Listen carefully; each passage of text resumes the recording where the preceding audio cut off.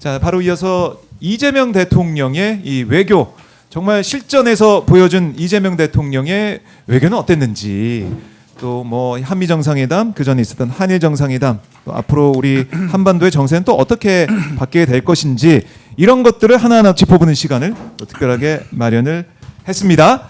자, 바로 모셔보죠. 김준영 조국혁신당 의원 함께합니다. 안녕하십니까, 의원님? 네, 반갑습니다. 의원님 표정이 밝으셔서 저도 기분이 좋습니다. 의원님 표정이 밝으신 것 같아서 제 느낌에 기분 좀 좋으시죠? 제가 좀 인상파긴 하지만 잘 웃습니다.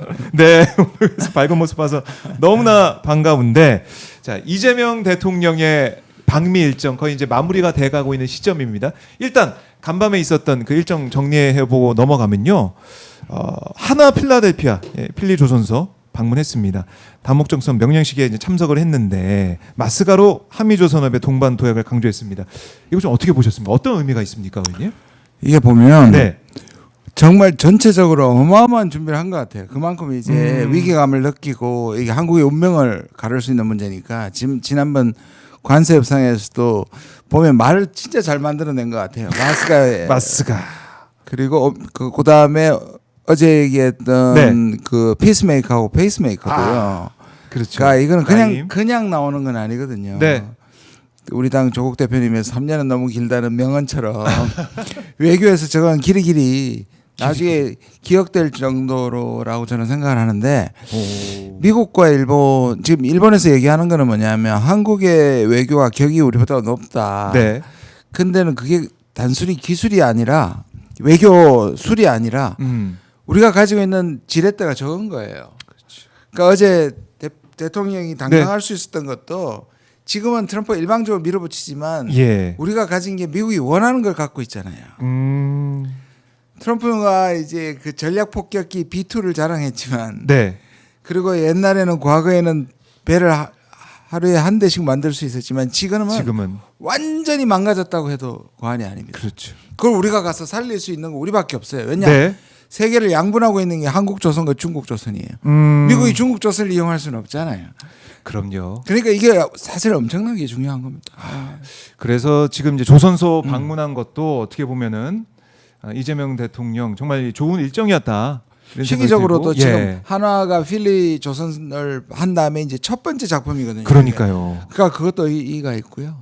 타이밍도 정말 잘 맞은 것 같습니다. 스테이트 오브 메인 이렇게 명명식에 참석한 이재명 대통령의 모습을 볼 수가 있었고, 또 이제 이 워싱턴 미국 국제문제연구소 CSIS입니다. CSIS. 저도 수도 없이 갔다 왔는데. 그래요. 연설을 했어요.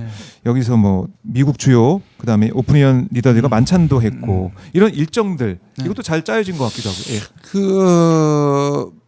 이 CSIS는 좀 중도적인데 잘 아시는 빅터 차, 이분은 조금 보수적이에요. 그러니까 전체로 존 햄리라는 분은 매우 중도적이고 또 합리적인 분인데, 빅터 차는 조금 보수적인 분이긴 해요. 그래서 한국 아시아 담당이긴 한데요.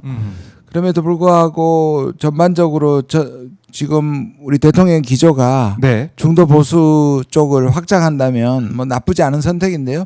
실제로 문재인 대통령 처음 취임해서도 첫 번째 방문에서 CSIS 연설했었습니다. 그래서 여기서 이제 메시지를 또 냈는데 어떤 메시지에 좀 주목을 하셨습니까? 저는 아까 얘기하고 조금 비슷한 얘기인데요. 되게 당당한, 그러니까 뭔가 우리가 그냥 과거에 미국을 전적으로 의존해서, 물론 한미동맹 강조하셨습니다만 이게 일방적인 게 아니고 한국과 미국이 힘을 합쳐가지고 뭐 밝은 미래를 만들 수 있다, 이런 자신감이 되게 묻어 있었고, 그다음에 한국이 늘 우리가 얘기를 하잖아요. 그러니까 식민지 지배를 받았다가 전쟁까지 겪었지만 그 위에 원조를 받는 나라에서 원조를 하는 나라로, 그게 그냥 들리는, 그리고 매번 반복되는 것보다는 뭔가 뒷받침되는, 뭔가 내용이 있는, 알맹이가 있는, 그래서 사람들에게 실질적으로 그렇다, 한국이 이렇게 컸구나, 위상을 좀 알리는 그런 전체적인 톤이 되게 자신만만했다 그럴까요? 기분이 좋았습니다. 기분이 좋았다. 그래요. 김준영 의원님 제가 여러 차례 만났지만 오늘처럼 기분 좋아 보이시기는 그렇습니다. 처음인 것 같습니다. 그래서 너무나 사실 걱정도 있습니다. 걱정도 있는데 말씀드릴게요. 뒤에 차차 일단은 네네. 일단은 기분 좋은 정상회담 또 방미 일정이 진행되고 있다라고 볼 수가 있는데 한미 정상회담 어제 이제 마무리가 되면서 어제도 저희가 많은 얘기를 했지만 어떻습니까? 이 정상회담을 총평하신다면 굉장히 어려웠어요. 중간에 삼실장이 다 가고요. 조현 장관이 가고 네. 특히 강훈식 비서실장이 간 것은 이거 분명히 위기다. 실제로 중간 과정은 거의 파국이 될 뻔 정도로 힘들었다는 얘기를 전에 들었습니다. 네. 그거를 이제 막기 위해서 총력전을 했는데 결국은 트럼프를 이제 만나고 정상회담 자체는 성공적으로 끝났습니다. 심지어 이제 들리는 얘기는 이럴 거면 오지 마라. 그냥 정상회담 취소하자는 정도의 위협도 미국 쪽으로 있었던 것 같아요. 그러면 그 실체가 뭐냐? 실무선정에서 지난번에 관세는 베센트나 그리고 러트닉 상무장관 했잖아요. 근데 이번에는 이 전체를 협상을 주도한 것은 초기 협상을 주도한 것은 한국의 위성락 안보실장이고 그 실무진이고 네. 안보실이랑 미국 안보실 루비오죠. 근데 루비오는 키신저 이후로 국무장관과 안보실장을 동시에 맡는 최초의 사례입니다. 역사적 미국 역사에 이 두 사람밖에 없어요. 네. 근데 그만큼 안보 외교를 완전히 장악한 사람이잖아요. 근데 이분의 우리가 성향을 알아야 하는데 네. 이분은 트럼프가 하기 전까지 이 정치인이었습니다. 상원의원이었는데 이분은 철저하게 기독교 근본주의 지난번에 그렇게 죄를 묻혀서 나올 정도로 기독교 근본주의자에다가 그 반북 반중 의식이 철저합니다. 그러니까 네오콘까지는 아닌데 트럼프가 지금 싫어하는 볼턴 정도는 아닌데 기본적으로 싫어요. 게다가 죄송합니다. 군부의 뜻을 반영해서 군부는 뭐냐 하면 결국 중국을 견제하는 게 미국의 향후의 패권 경쟁에서 너무 중요하다. 네. 트럼프는 사실 이익을 따지지 뭐 사생결단에서 중국하고 싸울 이유는 없다. 실제로 대화에서도 나왔잖아요. 시진핑하고 나는 좋다. 네. 그런데 소위 말하는 동맹현대화라는 말을 붙이면서 한국을 중국에 대한 봉쇄나 견제에 대한 전진기지 천병으로 만들고 싶어하는 군부의 뜻을 받아서 네. 한국한테 굉장히 밀어붙였던 것 같아요. 그러니 여기 봐서 우리 조현 외교장관도 일본도 안 가고 바로 가버리고. 제가 왜 이렇게 추정하면 그 얘기를 뒷받침하는 게 뭐냐면 이 대통령이 기내 기자회견 할 때 정말 힘들다. 정말 국력 키워야 되겠다는 생각을 이번에 또 했다. 라고까지 했잖아요. 예. 그런 거에다가 그리고 3시간 전에 나왔던 SNS를 생각하면 우리 모두를 엄청나게 사실 비상이 걸린 거거든요. 근데 저렇게 끝난 것은 정말 잘된 일이라고 생각합니다. 그러니까요. 그래서 여러 가지 이제 전략적 또 준비를 해왔던 이런 부분들이 잘 이루어졌다라는 생각도 드는데 이 정상회담 보면서 여러 가지 주목할 수 있는 부분들 순간들이 있을 것 같은데요. 의원님은 어떤 부분이 좀 눈에 쏙 들어왔습니까? 일단 3시간 전에 나온 거 이거를 어떻게 해석할까? 많은 사람들이 잠 못 들게 했을 것이고 긴장을 했을 텐데요. 네. 꼭 지나서 뭐 괜찮아져서 그런 말씀을 드리는 게 아니라 제가 그때 기억나시죠? 혹시라도 만난 저 자리에서 젤렌스키나 남아공 대통령처럼 당신 혹시 부정선거 당선된 거 아니냐는 식으로 그리고 그때 남아공한테 그 학살 장면 그것도 가짜뉴스 학살 장면을 보여줬잖아요. 혹시 모스탄이라든지 여기 태극기를 보여주면서 이거 어떻게 되냐고 밀어붙이는 게 혹시라도 일어날까 봐 저는 걱정을 했는데 이게 3시간 전에 나왔잖아요. 그렇죠. 그럼 이 말은 뭐냐면 이거는 상대방을 실질적으로 공격하기보다는 그 전에 이걸 까는 전형적인 트럼프의 확 충격과 공포를 준 다음에 그 대통령도 말씀하셨잖아요. 참모들은 엄청 난리가 났는데 자기는 걱정하지 않았다. 책에 그렇게 나와 있다. 실제로 책에 그렇게 나와 있거든요. 예. 그리고 보시고 조만조만하게 처음에 만날 때를 봤는데 예. 딱 들었으면서 뭐라 그랬냐면 그 입구에서요. 예. 밖에서 데모했잖아요. 그때 이제 펄지 아마 한인들 같은데요. 그거를 보면서 저 가짜 뉴스라고 얘기를 했고 예. 들어오면서 오해 맞지? 루머 맞지? 이 말은 뭐냐면 풀 생각을 하고 들어온 거예요. 그냥 딱 바짝 긴장하게 하고 그렇네. 자기가 시혜를 베푸는 이게 사실은 근데 따지고 보면요. 네. 엄청난 결례죠. 그렇죠. 3시간 전에 그 부분인데 우리가 이렇게 생각할 수 있습니다. 저도 네. 그런 마음이 듭니다. 아니 이게 도대체 뭐가 잘했다는 거냐? 서로 주고받은 것도 아니고 저런 식으로 공포를 주고 우리가 굴욕을 받아야 된다. 이게 맞는데요. 지금은 전 세계가 예. 트럼프라는 빌런 때문에 살아남아야 된다는 게 중요한 시기입니다. 그러니까 출발점이 달라요. 예. 어찌됐든 살아남아야 되고 그래서 장하준 교수는 예. 저는 동의하는데 그냥 트럼프는 자연재해다. 동의해요. 그러니까 자연재해는 합의나 논의가 필요한 게 아니고 그냥 뭐 대비하고, 끝났을 때 예, 피해가고 허리케인이 끝났을 때 가장 덜 다치고 살아남아 있는 거다. 그렇네요. 생존이 중요한. 그렇다면 예. 우리가 자존심 세울 때가 아니고 지금 사실 큰 틀에서 선방했다.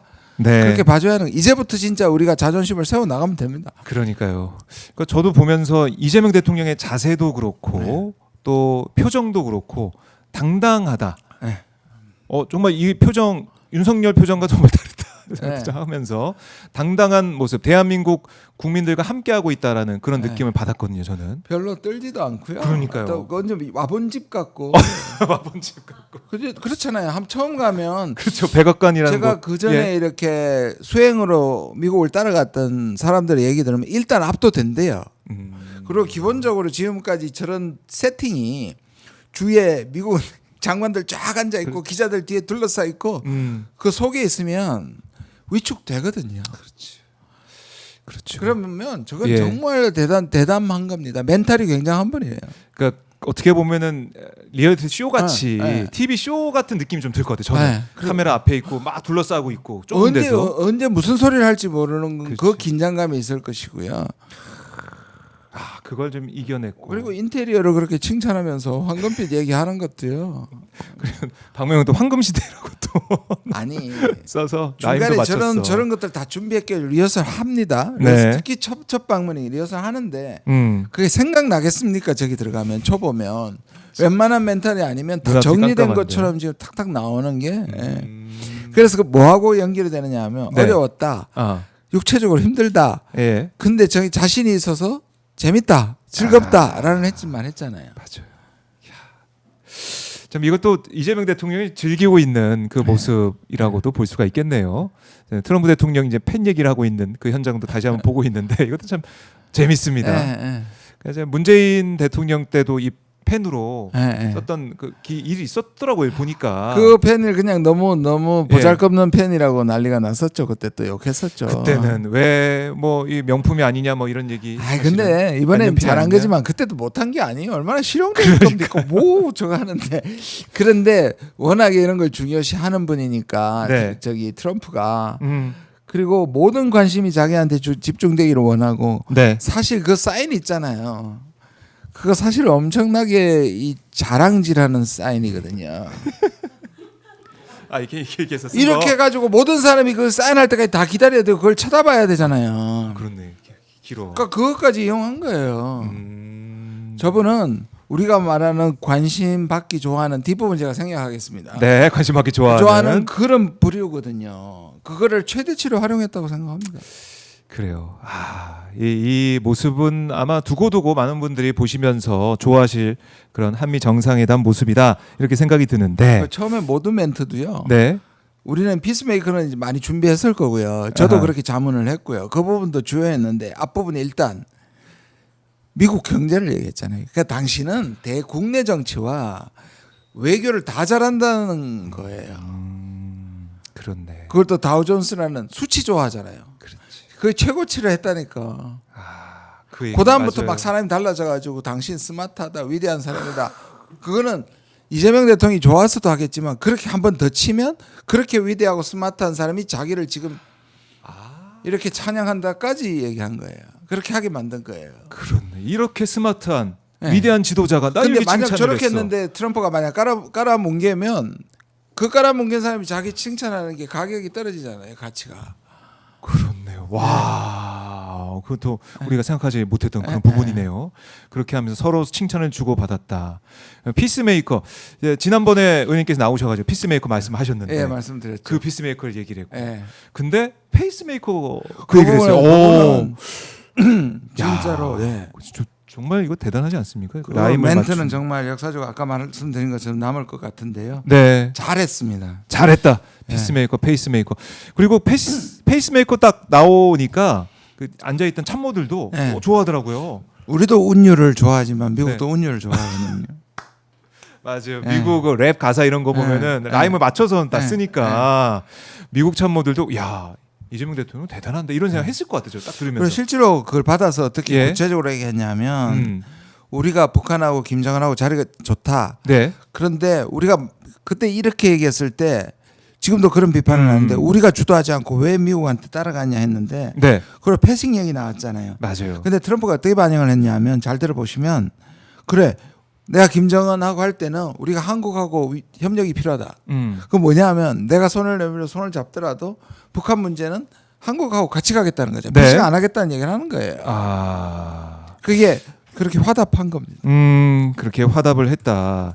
자, 이제 그렇게 해서 사실 젤렌스키 이 얘기도 하셨지만은 맨 처음에 그 3시간 전에 SNS에 올린 그 글 때문에 네. 사실 극우 쪽에서는 설레는 마음으로 아마 지켜봤을 것 같아요. 네. 이 정상회담을 설레는 자기들도 마음으로. 설마 하면서 던졌던 게 실현되는 거 아닌가 하면서 네.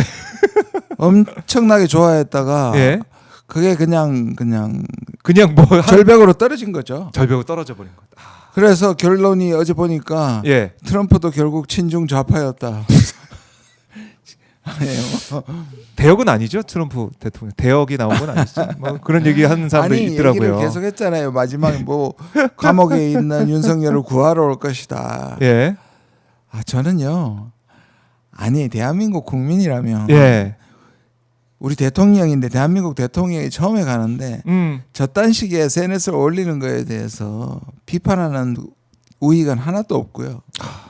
아니 국민의힘 보세요. 나왔을 때. 네. 그 얘기를 누가 합니까? 해야 되는 거잖아요. 그 일단 하고 보수라면 진짜 보수라면요. 그럼 우리가 지키고자 하는 게 보수라는 거는 예. 우리가 가진 가치들을 지키겠다는 게 보수잖아요. 지키는 거잖아요. 그렇죠. 그럼 우리 그들이 지키는 거는 뭐예요? 그러면 그러니까 그럼요. 뭐 윤호개밖에 안 되는 건가? 저는 생각이 세계 들기도 하고. 보수에 저도 정치학을 했지만 국제 정치 이전에 정치학을 한 사람인데 네. 보수가 이렇게 친미 친일은 보수가 세계 없어요. 보수의 가장은 보통 민족 자존이고 민족 자존심이고 자긍심이거든요. 그런 게 없는 사람들이에요. 그 보수라고 그러면 안 예, 돼요. 뿌리가 없는 네, 네. 듣보잡들이에요. 그러니까 지금 뭐 항공모함을 뭐 보낼 거다 이 가짜 뉴스. 뭐 아라뱃길까지 항공에 왔다 뭐 이런 얘기도 하던데 누구는 네. 그런 것들은 다 그렇죠. 정말 망상이었다는 걸 다시 한번 네. 알게 됐다라는 거 정리를 해 보겠습니다. 이제 앞으로가 더 중요하다라고 말씀도 해 주셨지만 트럼프 대통령이 일단은 뭐 일정을 보면 오는 10월 경주 에이펙에 올 수 있다라고 언급을 한 거 아니겠습니까? 네네. 저는 뭐 그렇다고 하더라도 현실적으로 하면 100%는 안 믿어요. 왜냐하면 일단은 약속을 받았으니까 긍정적인데 네. 일단 트럼프는 다자회담을 싫어합니다. 김정은도 그래서 싫어하고. 심정도 싫어하고. 네. 그래서 트럼프에게 뭔가 인센티브가 있어야 된다. 그때까지 시진핑 혹시 못 만나거나 그다음 말씀하신 김정은이라는 부가적인 게 있으면 올 거고요. 근데 다자는 나토 때도 그렇고 G7 때 그렇고 트럼프 알거든요. 네. 자기 혼자 두고 다른 다자들이 그러니까 얼마 전에 백악관 사진에서 네. 자기 혼자 책상에 앉아 있고 유럽청 학생들처럼 쭉 앉아 있잖아요. 이런 걸 좋아하거든요. 그런 세팅이 아니면 안 오고 싶어요. 자기가 주인공이 돼야 돼. 주인이 어떤 G20에서 주인공이 되어야 하고 네. 트럼프가 가장 사랑하는 건 저는 양자회담이에요. 각계격파거든요. 그러니까 자신 있다 이거죠. 트럼프 네. 입장에서는. 저는 올 가능성 매우 높아졌으나 요거는 조금 더 두고 봐야 된다. 좀 그래서 봐야 된다. 실제적으로 꼭 에이펙에서 네. 아니더라도 그런 뭐 오는 길에 베이징이든 오는 길에 판문점이든 오는 길에 갈마지구든 예. 이런 것들이 있고 그 이벤트가 있고 에이펙에까지 참여한다면 네. 그야말로 대박이죠. 그렇게 됐으면 그렇게 됐으면 좋겠다라는 네. 생각을 다시 오히려 한번 하게 다제 됩니다. 와버리면 예. 수많은 약식회담이 있잖아요. 맞아요. G20가죠. 그러니까 그거는 그렇게 큰 의미는 없어요. 음흠. 우리도 마찬가지입니다. 그때 트럼프가 왔을 때 양자회담 해야 되고요. 네. 그다음에 시진핑이 왔을 때 한중 양자회담 해야 됩니다. 그냥 단순히 많은 사람들이 참여해가지고 올림픽 좀 왔다 갔다 그 이상의 사실은 정치적 외교적 노력을 해야 된다. 저는 그렇게 그렇네요. 생각합니다. 그래서 이제 10월이 중요한 시점이다라는 생각이 들고 뭐 중국 얘기도 정상회담에서 나왔지만은 중국 뭐 갈 때 뭐 같이 가자 뭐 같이 가겠다. 저게 왜 중요하냐면요. 예. 지금 아까 말씀드린 그 루비오가 관세 협상은 미국이 저기 베센트나 러터닉이 주도를 했잖아요. 이번에는 루비오가 공을 세울 때란 말이에요. 그리고 루비오는 누구를 대변하느냐 하면 군부를 대변합니다. 그래서 루비오한테 가장 중요한 아젠다는 제가 걱정했던 동맹현대화, 전략적 유연성. 아주 간단하게 얘기하면 한국을 중국을 지키는 네. 중국을 대항하는 천병 전쟁 기지를 만들고 싶은 거였고 그거를 한국 대표단한테 엄청 밀어붙이는 순간이었거든요. 네. 그래서 저도 대통령한테 그런 자문을 했는데요.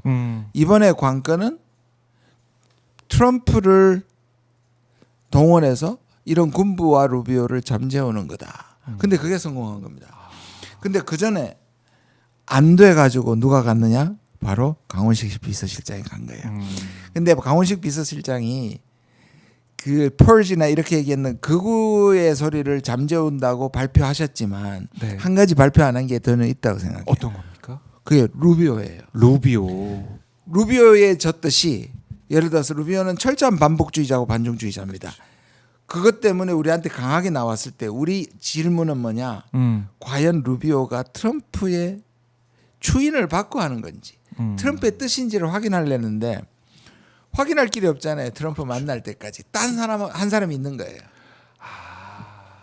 비서실장을 만나서 지금 루비오의 저 강경 움직임이 예. 트럼프 뜻인가? 그래서 근데 트럼프가 두 가지 아니라는 걸 확인했잖아요. 이 자리에서. 예. 그게 뭐냐? 첫 번째, 나 시진핑하고 친하다. 같이 가자. 그러니까 같이 가자는 얘기. 두 번째, 반복 아니잖아요. 그렇지.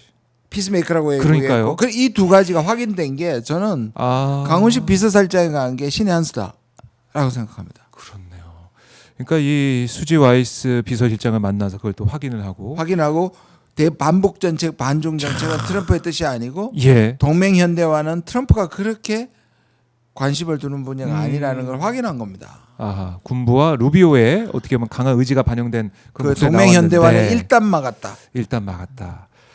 중요한 부분이네요. 그래서 트럼프 대통령도 그 에이펙 회의에서 잠깐 빠져나와서 이재명 대통령님을 위해 무언가를 할 수도 있다. 원하신다면 그렇게 하겠다라고 했는데 뭐 뭔지는 정확히 얘기 안 했지만 뭔가 있을 것 같다. 지난번에 판문점에서 트럼프, 김정은 만났던 그 얘기했지 않습니까? 예. 만났다. 자기 거기에서 총구가 나를 겨누고 있었지만 워낙 둘이 관계가 좋아서 나는 안심하고 갔다. 뭐 이런 얘기했었죠. 그러니까 그 정도는 할 수 있지 않을까 이런 기대가. 할 수 있는데 문제는 김정은이에요.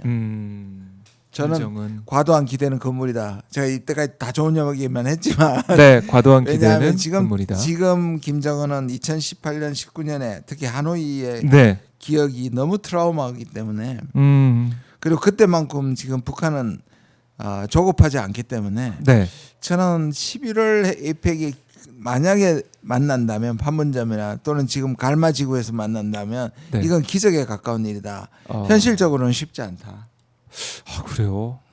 딱 만나면 좋을 것 같은데. 저도 그랬으면 좋겠는데 빠르게 물밑 협상이 돼서 북한의 입장은 만나서 협상하는 게 아니고 뭘 줄 건지 내놓아 보면 그걸 우리가 받아들이면 가겠다. 근데 지금 북한이 계속 강경 발언을 하는데요. 실제로 가이드라인을 주는 것처럼 느껴요. 저는 가이드라인. 비핵화는 안 된다.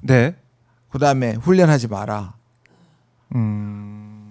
그런 것들, 그다음에 제재하지 마라. 이런 것들이 받아들여질 때 다시 말해서 북한을 핵국가로 인정할 때 나가겠다는 뜻이에요. 근데 트럼프는 그게 해줄 수 있는 사람인데 아까 제가 그쪽의 군부나 미국 사회에서 과연 북한의 핵을 인정할 수 있느냐, 그리고 우리는 받아들일 수 있느냐, 이 문제가 가장 큰 장애물인데 그거를 이제 이 대통령이 이렇게 얘기했잖아요. 북한 문제도 비핵화를 앞에 놓으면 아무것도 못한다. 비핵화를 뒤에 놓고 일단 동결 또는 스탑하고 그다음에 감축하고 네. 비핵화로 가면 되지 않겠냐. 북한은 이것도 싫어하지만 가장 큰 짜에는 회담할 때 비핵화를 앞에 안 놓는 거예요. 그래서 저는 그걸 계속 설득시켜 나가면 네. 그리고 군사훈련에 대해서 축소하거나 없애면 내년쯤은 가능하지 않겠나. 근데 올해는 좀 쉽지 않을 거다. 쉽지 않을 것 같다. 저도 기적이 일어났으면 좋겠는데 예. 학자로서 객관적으로 말씀드리면 죄송합니다. 아, 기대 관리는 하셔야 된다. 기대 관리는 해야 된다. 이게 진짜 정말 이루어지면은 정말 기적이고 좋은 네, 일이지만 네. 너무 큰 기대는 안 하셔야 된다. 진짜 이제 트럼프 월드를 가입하시고 있는데 지으면 진짜 속이 좋을 것 같은 생각도 들더라고요. 외신들이 예. 그 말을 많이 썼더라고요. 아, 트럼프가 가장 좋아할 말이었다고. 그러니까 이 부동산 했던 예. 분이니 또 얼마나 그런 걸 짓고 하고 싶겠어요. 예. 예. 그것도 북한에는 아무도 그렇게 못했으니까 사실상. 아니 지금 저게 학살당하고 있는 가자에다가 리조트 만들겠다는 사람인데요. 그게 말입니다. 그게 되면은 트럼프 입장에서는 그거 진짜 해내고 노벨 평화상 받고 이렇게 네. 하는 로드맵을 생각할 것 같은데 그 길로 우리가 잘 갈 수 있을지는 좀 지켜봐야 된다라는 거. 그리고 언급하셨듯이 미국의 이제 주한미군 전략적 위원화 요구하는 뭐 현대화, 동맹 현대화 이런 것들 잘 막았다고 하셨는데 네. 그러면 이게 수면 아래로 내려간 겁니까? 어떻습니까? 일단 막은 거죠. 일단 막은 거죠. 왜냐하면 이거는 노무현 정부 때부터 약 23년, 거의 25년 럼스펠트 당시에 부시 때 네. 들고 나온 거거든요. 아. 그때부터 그러니까 그 출발점이 2001년, 2002년이니까 23년 된 수건이에요. 저는 뭐 미국은 그럴 수 있다고 생각해요. 왜냐하면 미국은 너무 멀리 있고 중국은 자꾸 부상하고 네. 그렇다면 중국 앞에 가장 믿을 수 있는 동맹을 배치하고 싶겠죠. 그게 한국하고 일본이잖아요. 그렇지. 그리고 바이든도 그래서 한국, 일본을 억지로 붙이려고 했고 네. 늘 미국은 한일 관계를 붙이려고 했는데 이번에 차이점은 오히려 우리가 주도를 먼저 하고 선제적으로 해서 트럼프가 저렇게 얘기하는 걸 오히려 막았잖아요. 네. 근데 군부는 포기하지 않을 겁니다. 음. 그래서 계속 이 문제는 부상할 건데 우리의 마지노선으로 잡고 네. 제일 좋은 방법은 우리가 생각하는 동맹 현대화를 내놓으면 됩니다. 우리 원칙을. 우리 원칙을. 저쪽이 얘기하는 동맹 현대화의 가장 큰 목적은 대중국 경제에 우리를 대국 견제에 우리를 내미는 거지만 우리는 그거는 우리 아니죠. 예, 네. 미중 사회에서 한미동맹. 우리는 갈 수 없다는 것이고 네. 그럼 우리는 뭐냐?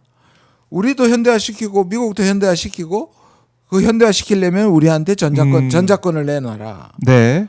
다 현대화까지는 좋지만 그러나 이거는 한반도의 평화를 지키기 위한 현대화지 우리가 중국을 적대하는 건 아니라는 부분인데요. 네. 여기서 제가 약간 우려하는 거는 2003년에 노무현 대통령 때도 2003년부터 2006년까지 이게 큰 이슈였어요. 그때 노무현 대통령을 오히려 패스하고 바이패스하고 관료들이 미국의 군부와 실제로 협약 없이 각서를 통해 가지고 전략적 유연성을 받아들이는 태도를 했고요. 그게 내부적으로 큰 문제가 된 적이 있습니다. 네. 그게 재현 안 됐으면 좋겠습니다. 대통령은 지금 기내 기자회견에서 분명히 안 된다고 했는데 그렇죠. 실제로 군부 사이에 뭔가 결탁이라든지 그때처럼 있으면 이거 안 됩니다. 이 부분은 저도 감시할 거고요. 네. 대통령도 이 부분을 잘 체크하셔야 됩니다. 그러게 말입니다. 좀 이 민감한 부분이고 이번에도 정상회담 가운데 이게 돌출이 돼가지고 잘 안 되지 않을까라는 우려도 있었는데 그래서 있었죠. 일단 잘 근데 막아냈다. 말씀드린 트럼프는 숫자가 중요하고 돈이 중요하기 때문에 동맹 현대에 관심 없습니다. 저는 트럼프가 관심 있는 거는 분담금이랑 국방비예요. 맞아요. 예. 그래서 전쟁하면 안 된다 이런 생각 가지고 있는 거 네. 아닙니까? 전쟁을 안 해야 돈을 버는데 왜 전쟁을 하냐? 그리고 중국하고 사이 좋다. 지금 네. 러시아하고 사이가 더 좋잖아요. 오히려 동맹국들하고 사이가 나쁘잖아요. 그게 트럼프의 세계관이라고 제가 말씀을 드렸잖아요. 이 틈새를 이용해야 돼요. 트럼프와 군부 사이의 틈새를 우리는 120% 활용해야 됩니다. 그러게 이게 전략적으로 잘 우리가 준비를 하고 대응을 해야 된다. 그래서 일회적으로 예. 강훈식 비서실장과 수지 와일스가 할 게 아니라 그 네트워크를 왜냐하면 트럼프를 확인할 수 없잖아요 매번. 그렇죠. 전 이 네트워크 계속 유지해야 된다고 그래서 한나이 뭐 구축했다라고 네. 강훈식 실장이 얘기를 하던데 계속해서 잘 네. 소통이 돼야 된다.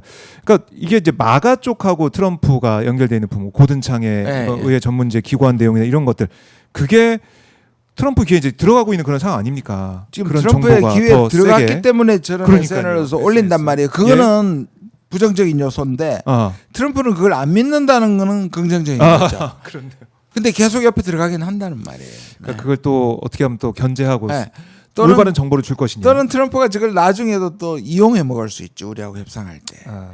그거는 부정적인데 그래도 이번에 네. 자기 스스로 오해라고 얘기를 하고 선을 그었으니까 그것도 굉장히 중요한 거라고 생각합니다. 네.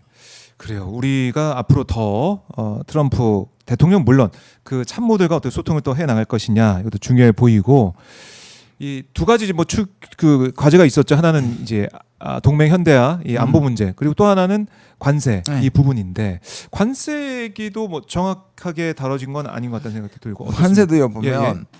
저는 이거 보고 오히려 크게 전 좋아했는데 왜냐하면 루비오와 그 베센트하고 러트닉이 같이 예. 이 안보 이걸 안 해주면 관세도 다 뒤집겠다고 얘기했거든요. 쌀도 다시 가져오겠다, 소고기도 다시 가져오겠다고 했는데 네. 그 다음에 투자액도 돈 가져와라. 물론 여전히 트럼프는 그 3,500억 불에 대해서 실제로 돈을 다 가져오라는 건 여전한데요. 네. 근데 표현을 굉장히 흥미롭게 했어요. 자기가 잘했던 관세 협상을 한국이 바꾸려고 한다고 그랬어요. 네. 그건 뭐냐면 우리가 바꾸려고 하는 게 아니라 미국이 바꾸려고 했는데 트럼프는 뭐냐면 이게 싫은 거예요. 왜? 완벽한 자기로서는 자랑할 만한 관세 협상이었는데 왜 자기 수하들이 바꾸려고 하느냐. 그걸 역이용해서 한국이 왜 자꾸 바꾸고 싶어 하는데 난 최고의 협상인데 안 바꿀 거야 그랬어요. 다시 한번 보세요. 예. 오히려 그렇듯이. 트럼프가 이 관세 협상을 오히려 딱땅땅 해버렸어요. 물론 이제 3,500억 불 문제에서 트럼프는 네. 우리는 그냥 거기에 실제로 우리 돈 실제 돈은 한 5% 가고 나머지는 보정이다라고 했잖아요. 그 부분은 트럼프 앞으로 계속 일본이나 한국이나 EU한테 좀 압박을 할 거예요. 네. 그건 실행하는 부분인데 근데 다른 부분에 있어서는 더 이상 관세는 아마 자기가 자랑하는 관세 협상임을 이번에도 분명히 재확인했다. 재확인했다. 그럼 그렇게 생각을 해보니까 이번에 이 안보 문제와 관세 문제가 다 어떻게 보면 잘 풀렸네요. 100% 합의문을 통해서 땅땅땅 한 건 아니지만 네. 전체 틀을 나쁘지 않게 잡아놨기 때문에 향후에도 실무자들이 그거를 엄청난 압박으로 우리를 할 수 없게 되는 거죠. 예. 울타리를 트럼프가 만들어준 거예요. 그러면 나쁘지 않다. 나쁘지 않다. 그리고 또 하나가 합의문이나 뭐 이런 네. 게 왜 작성이 안 됐냐 이런 질문한 분들이 계시거든요. 지금 그 말씀이잖아요. 예. 트럼프는 일단 합의문을 싫어하고요. 아니 그리고 이시바 왔을 때 합의문 했거든요. 네. 다 뒤집혔잖아요. 그러니까 괜히 저거 할 필요 없는 거예요. 그러니까 트럼프는 합의문에 묵히고 싶지 않은 사람이고 트럼프도. 저렇게 리얼리티 쇼처럼 공개해서 하는 거잖아요. 그러니까. 근데 우리가 만약에 엄청나게 유리한 협상이면 합의문을 끌어내야죠. 근데 지금처럼 일방적으로 밀리는 협상에서 합의문 없는 건 우리도 좋아요. 그런데 실제로 시간 갈 때 시간 끌고 할 때마다 하나하나 하면 되는 거잖아요. 우리도 왜 못 깁니까? 합의문이 있으면 거기에 그 조문에 하나하나 묶이게 되는데. 그러니까 저 국민의힘이나 야당은 바보예요.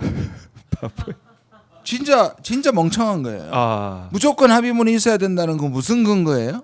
그러니까 합의문이 없다 또 뭐 사실 숙소 문제도 그렇고 의전 문제도 그렇고 홀대 받았다 뭐 그 얘기를 계속 하고 있는데 잘못 알고 있는 거다. 아니 그러니까 기본적으로 다른 사람이 모르겠는데 무슨 미국에 대해서 굴종적이라고 얘기하는 그 사람들이 얼마나 굴종적이었는데요.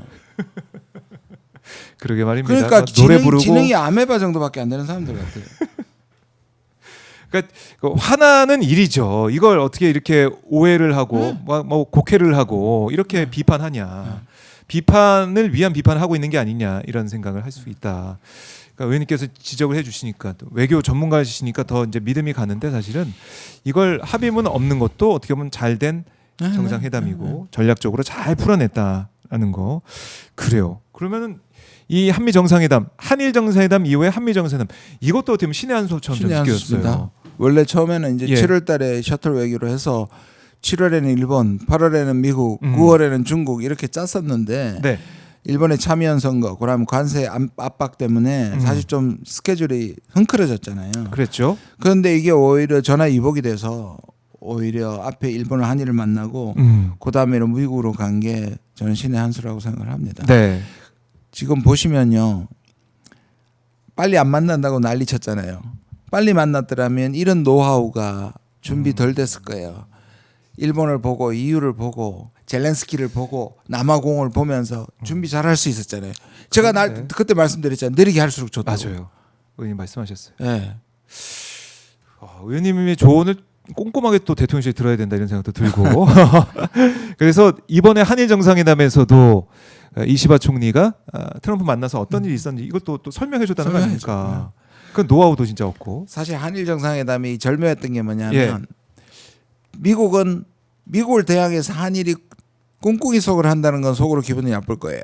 왜냐하면 각계격파를 해가지고 사실 일본한테 먼저 양보를 받은 게 EU하고 한국한테도 통했잖아요. 근데 이걸 욕을 할 수가 없어요. 왜? 네. 항상 미국은 한일이 잘 되기를 바랬거든요. 그러니까 우리가 속으로 찝찝한데 그렇네요. 욕을 못해요. 그렇죠. 미국 입장에서는 그렇죠. 친하게 계속 지내라. 그 얘기를 트럼프도 했잖아요.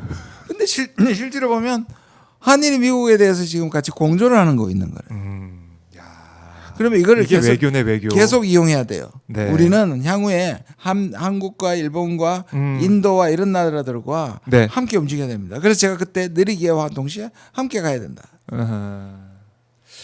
야, 이거 진짜 정말 전략을 잘 짰다. 외교를 잘하고 있다. 저는 이런 또 생각이 들고 하지만 뭐 일각에서는 이제 과거사 문제 여기에 대해서 제대로 얘기하지 않고 일본 입장도 어떻게 보면은 전 기시다 총리 때와 뭐 달라진 입장 없는 거 아니냐 이런 얘기도 비판도 하던데 어떻게 보셨어요? 아쉽죠. 좀 조금 과하게 너무 봐줬다는 생각은 들어요. 저도. 일본은 아직 없더라도 한국은 예를 들자면 이제 결정적으로 이것도 북한하고 똑같아요. 네. 전제 조건으로는 안 삼겠다. 그러니까 전제 조건을 삼아버리면 아무 출발도 안 되잖아요. 북핵 문제하고 똑같아요. 그러나 출구에는 놓겠다. 다시 말해서 해결된 건 아니다. 네. 그러나 지금 그걸 전제 조건으로 삼지 않겠다는 표현이 더 좋았을 것 같은데 아하. 제가 확인한 바도 그렇고 일본에 갔을 때 확인한 바도 그렇고 이시바가 일단 살아남는 게 중요해요. 그럼 지금 우리나라 극우만 멘붕에 빠진 게 아니라 일본 극우가 멘붕에 빠져 있어요. 일본 극우도 일본 극우는 예. 이시바를 끌어내리기 위해서 참여연 선거를 오히려 지는 게 낫다고 했던 사람들이고요. 그다음에 한국의 대통령이 와서 과거사를 막 뜯어가지고 곤란하게 만들어가지고 9월달에 총재에서 끌어내리는 게 목적이었는데 한일 회담 기분이 너무 분위기가 일본 쪽으로 너무 좋았던 거죠. 그렇죠. 일본 입장에서 그러니까 일본 극우들이 지금 멘붕에 빠진 거고 이시바는 오히려 살아남을 가능성이 더 커졌고 네. 그 부채 의식을 한국한테 느끼는 거잖아요. 그러면 우리가 둘로 나누면 지금 저도 포함해서 진보 진영의 아쉬움이 네. 저는 서울에 와서 이시바가 과거사에 대한 확실한 사과를 하게 만들면 된다. 그렇죠. 그럴 가능성이 있다. 저는 생각합니다. 그럴 가능성이 있다. 그러니까 지금 보면은 이시바 입장에서는 한일 정상회담 이후에 오히려 지지율이 올랐다고 하잖아요. 이런 걸 보면 일본 극우가 정말 멘붕에 빠질 만도 한데 이재명 대통령의 외교 이게 일본 극우도 멘붕에 빠뜨리고 한국 극우도 멘붕에 빠뜨리고 양쪽에서 난리가 났습니다. 그러니까 이시바가 만약에 낙마를 하게 되면 뒤에 나오는 사람들이 뭐 고이즈미 신지로 이런 사람들 그 극우만 남죠. 극우들이 남는 거죠. 제가 이렇게 일본 수상이 그것도 자민당 출신의 수상 편을 든 게 참 이례적입니다. 우리 지금 진보 진영에서 아니 이뿐만 아니라 일본에 있는 중도와 진보도 다 이시바가 남아야 된다. 살아남아야 된다고 생각을 해요. 근데 문제는 지지율은 계속 올라가요. 그렇죠. 근데 총재 선거는 당 안에서 하는 거거든요.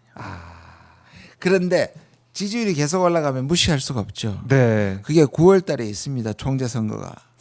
그게 살아남아야 적어도 올해 말까지 갑니다. 그러니까 그게 좀 살아남아야 일본 뭐 분위기도 좀 지금 뭐 반성을 언급 그 정도도 좀 아쉽지만 그 정도 한 사람이 살아남을 수 있다. 이거. 그러니까 트럼프 대통령도 한미 정상회담에서 그 얘기했지 않습니까? 위안부 문제 얘기하니까 이재명 대통령이 그거 다 정리하고 왔다. 저하고 몇몇 분이 한국하고 몇몇 분이 일본의 사과, 네. 그다음에 한일 공동성명, 과거사에 대한 공동성명을 초안을 준비해서 들이밀었습니다. 우리 대통령하고 이시바한테 각각 똑같은 걸 한일로 번역해서 가시기 전에 드렸어요. 네. 한국은 좋아하는, 왜냐하면 일본이 이제 사과를 본격적으로 하는 거니까. 아하. 그때 말씀하셨잖아요. 오부치, 김대중 오부치보다 이재명 이시바를 하고 싶다. 그 정도 수준으로 나올 수 있는데 이시바의 답을 네. 제가 들었어요. 아하. 동의한다. 마음으로는. 그러나 이걸 이번에 공개할 수는 없다 했거든요. 그럼 좀 기대를 하면 한국 가서 할 수도 있다. 아, 그렇게 또. 예, 그러면 그때 그런 얘기가 나오면 우리가 보냈던 걸 제가 공개하겠습니다. 아,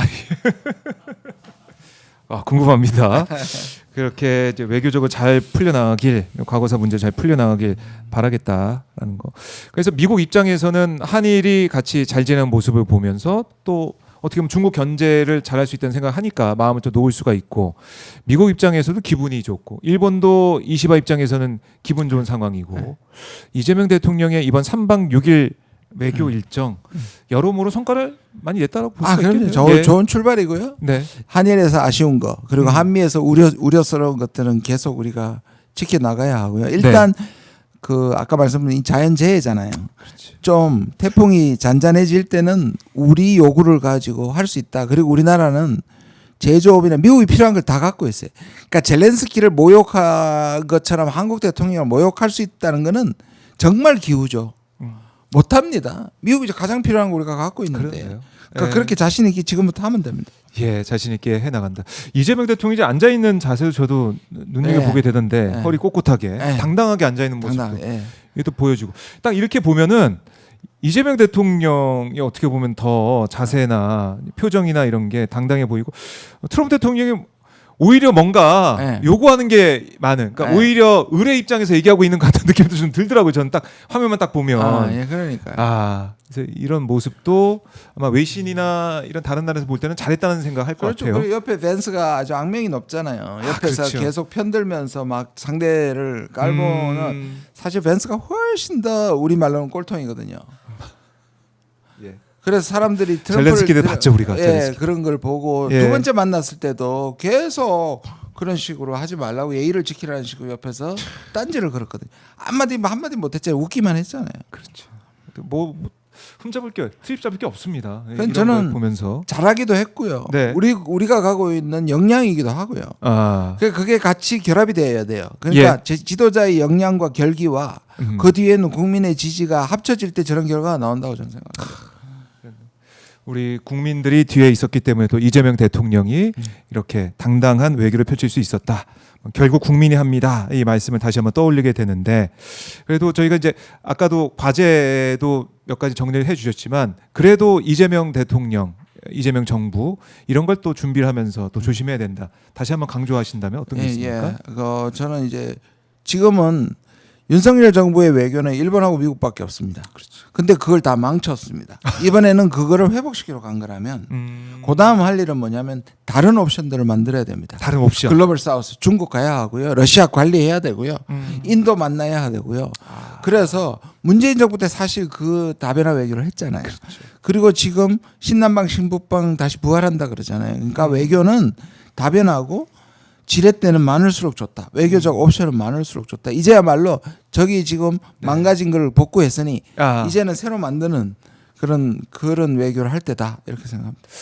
기대가 됩니다. 기대가 되고, 또 어느 방향으로 가야 되는지 또 우리 김준영 의원님을 포함해서 또 우리 국민들이 말씀하실 테니까 그 방향대로 뚜벅뚜벅 잘 갔으면 좋겠다라는 말씀을 다시 한번 강조를 하겠습니다. 오늘 의원님하고 대화를 해보니까 좀 외교에 대해서 우리가 또 새로운 눈으로 볼 수 있게 되고, 이번 한미 정상회담 또 한일 정상회담을 제대로 평가할 수 있다는 생각도 듭니다. 이렇게 재밌을 수 있는 겁니다. 잘할 수 있는 겁니다. 아니 생각해 보십시오. 저기에 윤석열이 있다고 생각하면 끔찍합니다. 그렇네. 저 끔찍합니다. 아니 임기대로 했다면 저기 있을 거 아니에요. 맞아요. 끔찍해요. 끔찍해요. 그리고 트럼프 대통령도 대북 정책 잘하고 있다 얘기했잖아요. 그러니까 윤석열 때는 아니다는 걸 드러낸 거 아니겠습니까? 그렇게 하면 안 된다. 이렇게 희망과 또 앞으로 기대를 가지고 외교를 지켜볼 수 있다는 것, 그것도 참 우리 대한민국 국민들 입장에서는 좀 기분 좋은 일이고요. 네. 계속 지켜보도록 하겠습니다. 의원님 오늘 말씀 너무나 잘 들었고요. 네. 다음에도 외교 현안 또 뭐 당 현안 있을 때 모셔서 말씀을 듣겠습니다. 고맙습니다. 네, 감사합니다. 감사합니다.